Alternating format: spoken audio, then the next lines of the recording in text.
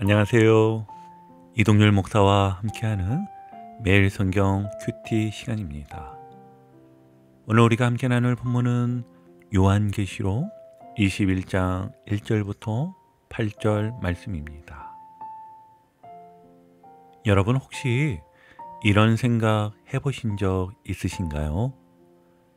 나는 도대체 어디서 와서 어디로 가고 있을까? 바쁘게 사는 하루하루 속에서 문득 그런 허무함이 밀려올 때가 있습니다. 누구는 성공을 향해, 누구는 안정된 삶을 향해 달려가지만 결국 우리의 인생은 언젠간 끝나는 여정이라는 사실 앞에 우리는 막막해질 때가 있지요. 고대의 철학자들도 성경의 인물들도 인생을 나그네 길에 비유했습니다. 솔로몬은 이렇게 말했지요. 헛되고 헛되며 헛되고 헛되니 모든 것이 헛되도다. 또 야곱도 애굽 바로왕 앞에서 이렇게 고백합니다. 내 나그네 길의 세월이 험악한 세월을 보내온 나이다. 아멘. 이처럼 우리 모두는 때로 인생의 목적지를 잃고 헤매는 나그네처럼 느껴질 수 있습니다.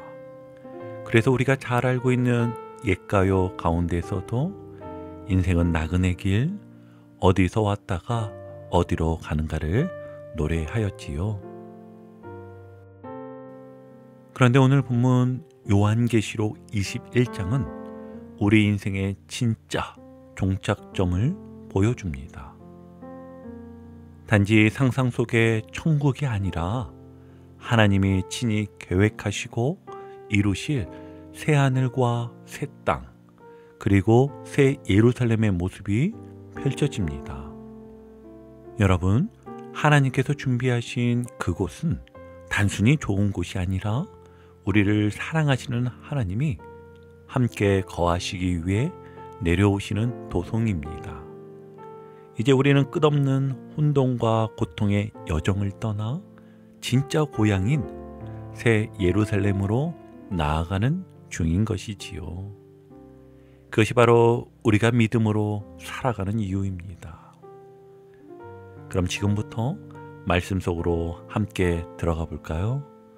본문을 세 단락으로 나누어 자세히 살펴보겠습니다. 먼저 그 시작인 1절을 함께 보시면 또 내가 새 하늘과 새 땅을 보니 처음 하늘과 처음 땅이 없어졌고 바다도 다시 있지 않더라. 아멘. 사도 요한은 지금 하늘의 환상 속에서 놀라운 장면을 봅니다. 새 하늘과 새 땅이 눈앞에 펼쳐지는 장면이었습니다. 여기서 말하는 새는 헬라어로 카이노스라는 단어인데요. 시간상으로 새롭다는 뜻이 아니라 본질이 다르고 질적으로 우월한 것을 뜻합니다. 즉 하나님께서 만드시는 새 창조는 단순히 옛것을 수리하거나 보수하는 수준이 아닙니다. 죄로 인해 훼손되고 썩어버린 이 세상과는 완전히 본질이 다른 완전하고 영원한 새 창조의 세계인 것입니다. 뿐만 아니라 본문은요, 바다도 다시 있지 않더라 라고 말하는데요. 이 표현은 단순히 바다가 없다는 지리적 묘사 그 이상의 의미로 고대 이스라엘 백성들에게 바다는 혼돈과 위험의 상징이었습니다. 그래서 구약의 리워 야단이나 라악 같은 바다 괴물들은 악의 세력과 죽음을 상징하는 존재들이었던 것이지요. 따라서 바다가 없다는 말은 곧 이제 더 이상 혼돈도 두려움도 악의 위협도 없는 완전한 평안의 세계가 펼쳐졌다는 선언입니다. 죄로 물들고 탄식하던 피조 세계는 사라지고 하나님께서 친히 거하시며 다스리시는 완전한 새 창조가 시작된 것입니다.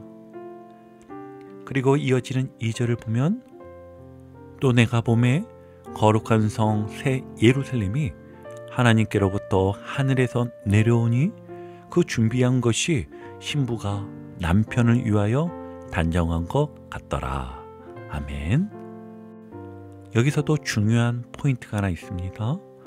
거룩한 성 새 예루살렘은 인간이 쌓아 올리는 도성이 아니라 하나님께로부터 하늘에서 내려오는 도시입니다.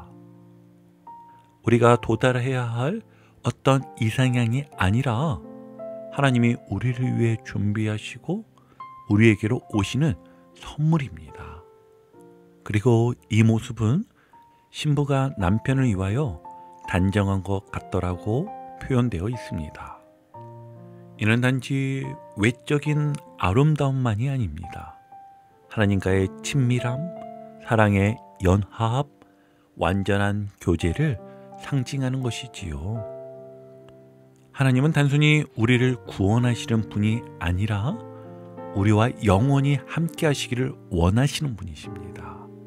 그 마음이 이 새 예루살렘이라는 이름 속에 담겨 있는 것이지요. 여러분, 지금 우리가 바라보는 세상은 매일 변하고 늘 불안정합니다. 경제도 건강도 인간 관계도 언제 흔들릴지 모르지요. 하지만 하나님은 우리를 위해 흔들리지 않는 나라를 예비하셨습니다.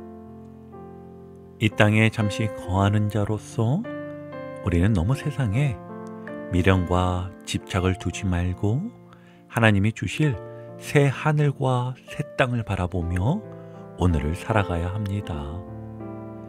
하루하루 살아가면서 나는 이 여정의 끝에 어디를 향하고 있는가 스스로 물어보십시오.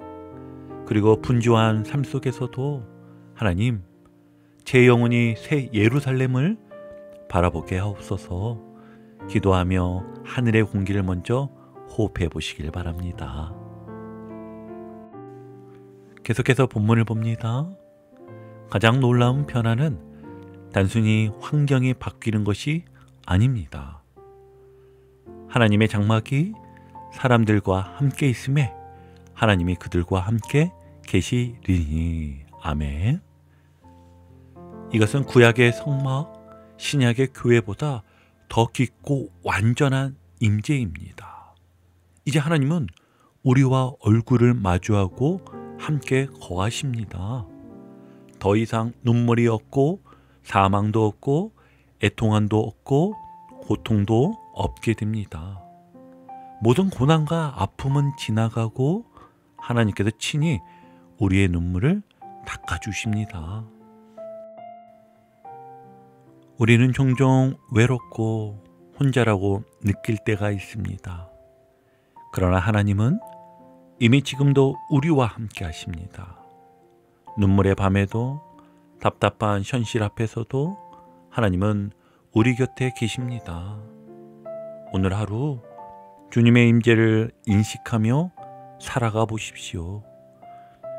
기도로 말을 걸고 말씀으로 귀를 기울이며 조용한 묵상 중에 하나님과 동행해 보십시오.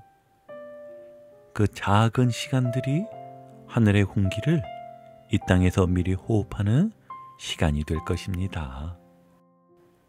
자, 이제 마지막 단락을 함께 나누어 보면은요, 5절에서 요한은 보좌에 앉으신 분, 곧 하나님께서 이렇게 선포하시는 소리를 듣습니다. 보라, 내가 만물을 새롭게 하노라. 아멘. 그리고 덧붙이십니다. 이 말은 신실하고 참되니 기록하라. 아멘. 여러분, 이것은 단순히 위로의 말이 아닙니다. 하나님은 지금 당신의 창조 계획과 구속의 역사를 반드시 이루시겠다는 공식 선언을 하신 것입니다. 그저 말로 위로하시는 것이 아니라 기록하라고 하신 이유는 하나님의 약속은 절대로 변하지 않고 반드시 실현된다는 확증이기 때문입니다. 그리고 이어지는 6절에서 하나님은 자신을 이렇게 소개하십니다. 나는 알파와 오메가요, 처음과 마지막이라. 여기서 알파와 오메가는 그리스 알파벳의 첫 글자와 마지막 글자입니다. 우리 말로 하면 기억과 시흥이 되는 것이고 영어로는 A와 G에 해당하는 것이지요. 하나님은 지금 이렇게 말씀하시는 겁니다. 내가 처음이었고 마지막까지 책임지는 존재다. 이 창조도 구원도 새하늘과 새 땅도 전부 내가 시작했고 내가 완성한다. 즉, 이 우주의 역사의 주인은 하나님이시며 우리 인생의 처음과 끝도 하나님께 달려있다는 선언이지요. 그리고 이어지는 말씀이 정말 감격스럽습니다. 내가 생명수 샘물을 목마른 자에게 값없이 주리니. 아멘. 이게 얼마나 은혜로운 말씀입니까? 우리가 무엇을 성취해서 얻는 것이 아닙니다. 값없이 주십니다. 단 한 가지 조건은요, 목마름이었습니다. 이 목마름이란 단순한 감정이 아닙니다. 영혼 깊은 곳에서 하나님 없이는 살 수 없다는 절박한 갈망을 말합니다.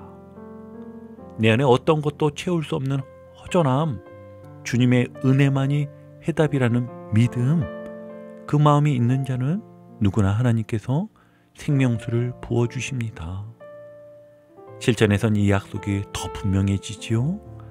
이기는 자는 이것들을 상속으로 받으리라. 나는 그의 하나님이 되고 그는 내 아들이 되리라. 아멘. 여기서 이기는 자는 단순히 어떤 업적을 이루는 사람이 아닙니다. 요한계시록 전체에서 이기는 자는 믿음을 포기하지 않고 끝까지 주님을 신뢰하며 따라간 사람을 말하는 것이지요.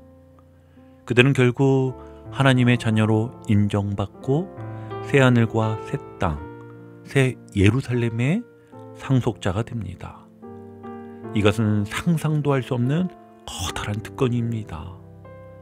그러나 8절에서 요한은 그 반대의 길도 분명히 제시합니다. 두려워하는 자들도 믿지 아니하는 자들과 흉악한 자들과 살인자들과 음행하는 자들과 거짓말하는 모든 자들은 불과 유황으로 타는 못에 던져지리니 이것이 둘째 사망이라. 아멘. 여기서 두려워하는 자들이란 단순히 마음이 약한 사람들이 아닙니다. 하나님보다 세상이 더 무서워서 믿음을 버린 자들입니다.